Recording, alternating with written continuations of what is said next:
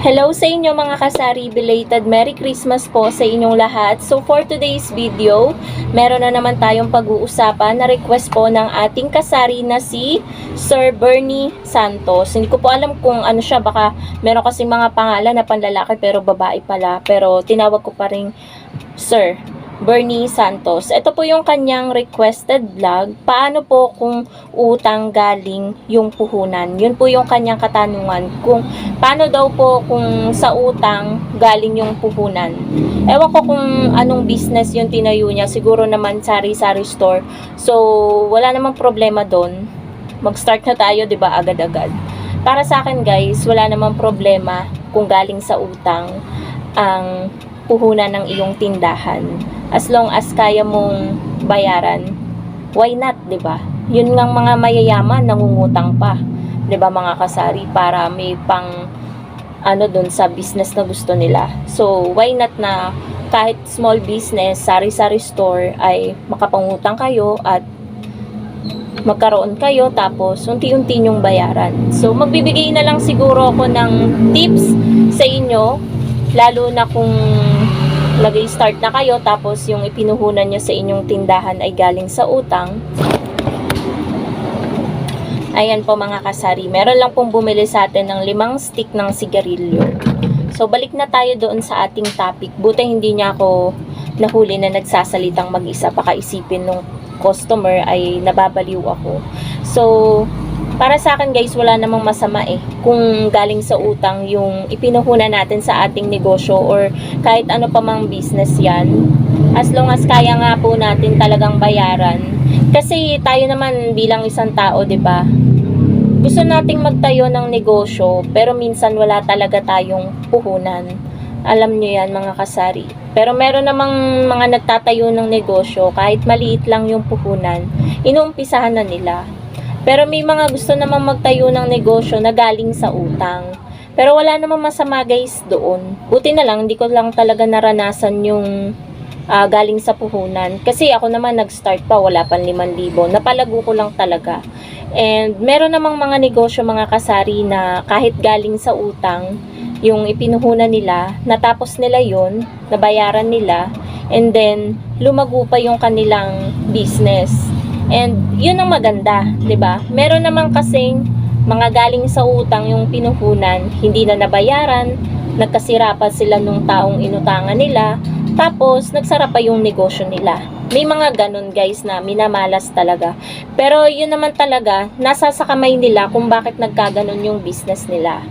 Nasa tamang pag-aano lang yan mga kasari. For example, kung galing sa utang yung pinuhunan mo, 5,000, yan, ang utang ka sa friend mo or sa Bombay or sa lending, ganyan.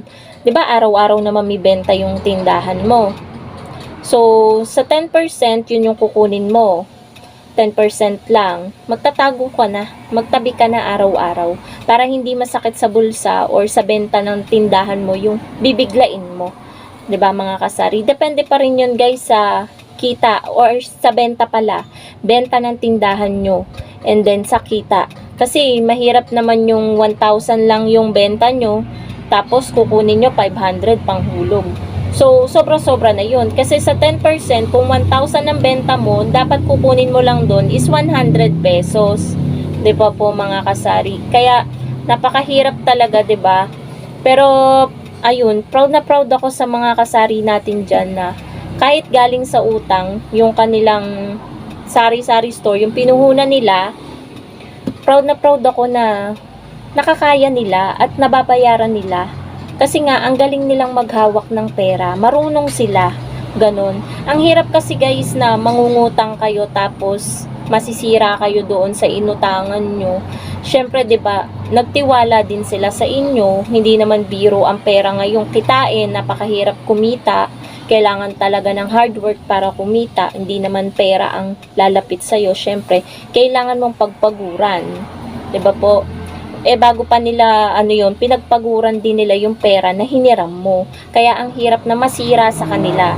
Kasi, guys, kapag nasira ka sa isang tao na inutangan mo, kapag hindi mo binayaran yan sa tamang oras na sinabi mo, talagang madadala na sila kapag once na nangailangan ka ulit.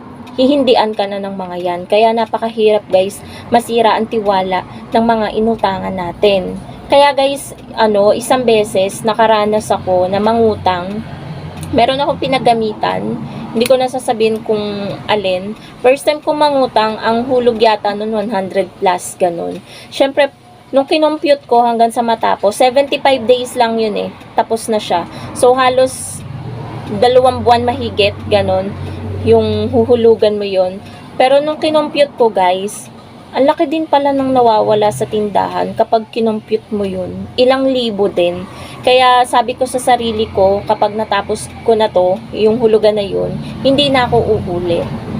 Pero ayun, natapos ko siya guys nang walang palya, and then hindi na ako nag-renew. Kasi inisip ko talaga, kita na to ng tindahan, ganto ganyan. Ipampapamili ko na lang to ng aking mga paninda. Ganun. Pero kung galing naman sa utang, yung iyong puhunan, once na nabayaran nyo na yun, fully paid, para sa akin mga kasari, wag na kayong umulit. Pero kapag nangailangan kayo, why not, 'di ba? Kasi, yun nga, nakakahinayang. Sa pambayad utang napupunta yung kita ng tindahan, 'di ba? Imbis na mailagay natin sa ibang bagay pa na mahalaga, mas mahalaga. Pero kung health issues naman yan at kailangan nyo talaga at wala kayong ipon, why not na makapangutang tayo? 'Di ba? Pero kung yung puhunan naman ay balak nyo namang magnegosyo, ay wala naman pong problema doon hanggat kaya nating bayaran. Syempre, i-make sure nyo din yung place na pagtatayuan nyo. Baka naman magtatayo kayo, iilan lang yung bahay, 'di ba mga kasari? Tapos wala naman bibili masyado. So, sayang yung ipinuhunan nyo. 'Di ba po? Tapos, yun lang kasi yung tanong niya paano po kung sa utang galing yung puhunan? Wala naman masama dun. Ayan, paulit-ulit ko nang sinasabi. Kasi marami naman talaga mga kasari natin na nagsimula talaga sa utang. And na-overcome nila yun, napagtagumpayan nila yun, yung stage na pangungutang. Ang daming naging successful na mga sari-sari store owner na nagsimula lang yung puhunan nila sa utang hanggang sa nabayaran nila, nakapagpundar na sila ng ilang branch, ng ilang tindahan or sasakyan or mga appliances, ganyan, 'di ba? Nakaka-proud bilang isang tindera na nalalagpasan yun ng mga kapwa natin tindera. So, yun lang naman ang masasabi ko, Sir Bernie Santos. Paano kung galing sa utang? Hanggat kaya po nating bayaran, kung hanggang magkano. Syempre, i-estimate din natin yan hanggang, 'di ba, yung negosyo naman. Depende yan sa negosyo, kung magkano yung uutangin mo.